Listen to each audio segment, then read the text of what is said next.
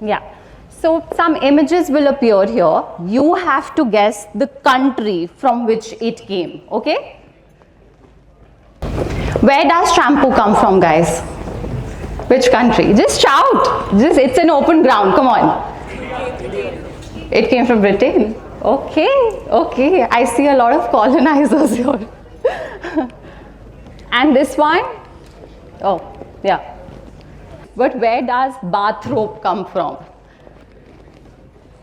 Guys, interact as much as possible. Where does bathrobe come from? Yeah? England? Any other guess? India? Oh, good one. I like you already. And this? Drawers? Sweden? No. So like all of you said, okay, wait. This one also, pajamas. America? So everybody assumes that all these Western inventions came from Europe, America, Australia, but actually these are our gifts to the world. We have learned them, we have invented them, but sadly they're associated as a westernized concept. So that brings me to my presentation today, the gifts that we have given to the world. But this is not going to be a boring presentation. The problem is that we were never taught all of this in school. I'm going to make history interesting for you through your daily routine.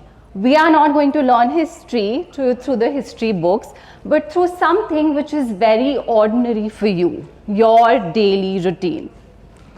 But before that, I've handed you a map of India. So now I'm going to take the name of some inventions and I'm going to ask you that in which state of India do you think that they originated? Guys, when you wake up, what do? Not getting into your personal space, sorry. I realize that I'm getting into your personal space. But you usually use the restroom, you shower, right? And to shower, you use two things, a shampoo, face wash, whatnot. You'll agree, ma'am, right? So we use a shampoo, right? And shampoo comes from which state in India? Comes from the word champi, which means to massage. So earlier, massages used to be given from amla, rita and shikakai, and later on, glycerine was mixed into it, which gave birth to shampoo. Shampoo literally matlab champu. Samajh mein aaya wo connection? Anyway, this is a very popular song. I think मेरी mummy के ज़माने के लोग relate करेंगे इस song से. But it used to be आजा प्यारे पास हमारे काहे घबराए. This one. So it comes from Bihar. So there was this guy called Saki Deen Muhammad. He used to work as a barber and normal roadside नाई आपका. उन्होंने invent किया था जिसे हम बोलते हैं आमला शिकाकाई की massage. Now he saw a great opportunity in London and moved there in around 1800s. And there what he opened was what you call today a spa. And then later on, he mixed, as I said, glycerine to it, and it got so popular among the British that he became shampooing surgeon to the king. Yeah. So shampoo is literally our invention. Now, after bathing, what do? So you dry yourself up, right? You use a towel or a bathrobe. So we use bathrobe after we take a bath. And can anyone tell me where bathrobes come from? So bathrobes actually come from your right, Gujarat and Rajasthan both. And they were an invention of a community, Banyas. So when the British came to India, they saw that Banyas were using something very luxurious. Banyas were basically traders. And when the British, Portuguese, Persians came to India, they used to trade with what you call Banyas. And Banyas used to wear a very long silk robe. And considering Banyas were wearing it, it was called Banyans. That's where the term Banyan has come from. Now, anything to do with India was termed as Banya. In fact, the banyan tree is named after banyas only because banyas used to sit under it. Now, when the British went back to England, they transported bathrobes from here to there, from Indian gowns. From Indian gowns, it became dressing gowns, and from dressing gowns to bathrobes. Now, after that you've dressed up, I mean, no, not dressed up, after you've dried yourself up, what do? You put on your clothes, not eat, right? What do you usually wear? Jeans, right? Jeans. Where have jeans come from? Gujarat? Correct, that's the correct answer. Now she's already said that. So jeans actually came from Gujarat. So Gujarat used to have a fabric called gali, and it was dyed from a plant which used to produce an ink called indigo blue. Now, indigo blue was not something which was very just native to India. It was prominent throughout the world. But the fabric that we had, G-A-L-Y gali, as well as indigo blue, was very, very of good quality. And we used to export it throughout the world. So now, from Gujarat, it reached Genoa, Italy. And that's where the fabric took turn and jeans was invented. So from Genoa, now you get the context, it became jeans. Got it? But they were actually made for mine workers. So when people in the mine used to work, the dungarees, and dungarees has also come from India, dungarees and jeans fabric became super duper comfortable. And have you noticed that there's a small pocket? Small pocket in your jeans. Do you know what that is for? Pocket watches? Yeah, that's right. So that small pocket is actually for pocket watches because the mine workers didn't have any, they didn't wear any watches or something. So this small pocket helped them keep a tab of the time. So now you're all dressed up. What do? Now you've taken a bath, you've showered, you've put on the bathrobe, you've worn your jeans, now you need some time to relax, right? And it's getting super duper hot, right? So yeah, it's India and it's way too hot. So you switch on the ceiling fan. Now, can anybody tell me where has ceiling fan come from?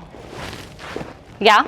Pankha comes from the term, so ceiling fan comes from the term pankha, and pankha comes from Bengal. Yeah, that's right. So when the British came to India, they saw that what was suspended from rooms, so back, I think electricity was invented in around 1870s, and a large fabric was suspended from the ceilings through a rope. And there used to be called someone, this is the fabric that I'm talking about, and it used to be pulled by someone called a pankha wala. They were literally treated as slaves, by the way. And British got very impressed by this. And now when they saw the pankhas, they took them back to Europe and they took the pankhawalas also as slaves. Now, and from pankhas, it became steam fans, then electric fan, and now you have the modern fan today. So guys, what all have we covered till now? Showering, right? You put on a bathrobe, you wear your clothes, ceiling fan too. Now imagine where is all this activity happening? Where is this happening? Where is all this activity happening? Right, घर पे. तो किसी के पास होगा बंगला, गाड़ी, मकान. अब बंगला जो होगा वो हो सकता है एक फ्लैट हो या फिर एक प्रॉपर आर्किटेक्चरल स्टाइल का बंगलो हो. So now bungalow actually came from the word bangla. Got the connotation? And bungalows come from where? So it comes from, yes, you're right, Bengal. So when the British came to India, they always, if you've been to London, you'll see that there are those row houses and not enough of space. Now they have some of these architectural styles, but Bangla usually meant those proper Bengal architectural style houses. They had large verandas, they had cross ventilation, and they had high ceilings. That's what I think the British took back from India to Europe. And you see these houses now everywhere in US, in Australia, in Canada. Okay, now after resting, what do? Maybe you want to go out, play a game with your friends, right? And you play a sport. So badminton was actually called Puna. Did you guys know this? Yeah? But badminton actually came from Pune, and it was also called Pune before. Pune is in Maharashtra, by the way. Yeah. So when the British came here, they saw some locals playing with the wooden racket as well as a ball of wool. And when they went back to their bungalows, they installed a net and started playing with that wooden racket, which later became badminton. And why? So the first badminton party, you can say a lawn party, was held in 1873 at Badminton House. So from Pune, it went to Badminton House in London, and from there it became badminton. You have given so much to the world. So where does polo come from? Polo comes from the northeast India. So polo comes from actually Manipur, and it used to be called Sajol Kanjai. And it wasn't played on horses, it was played on ponies, 5 feet tall. So when when the British came here, they saw that people in Assam were playing polo on ponies, right? And from there they learned the sport and opened what you call the first polo club in Assam, okay? And from there it went to the rest of the world. In fact, the largest polo ground exists in Imphal, Manipur. I think India has invented a lot of things for the world. It's just that the things that we have given to the world don't come with the Made in India tag. The problem with history is that it does not forget inventions, but it forgets where it came from. So the next time somebody asks you that what has India given to the world, please tell them to look around your daily routine and you'll have the answer. Thanks guys, thank you so much.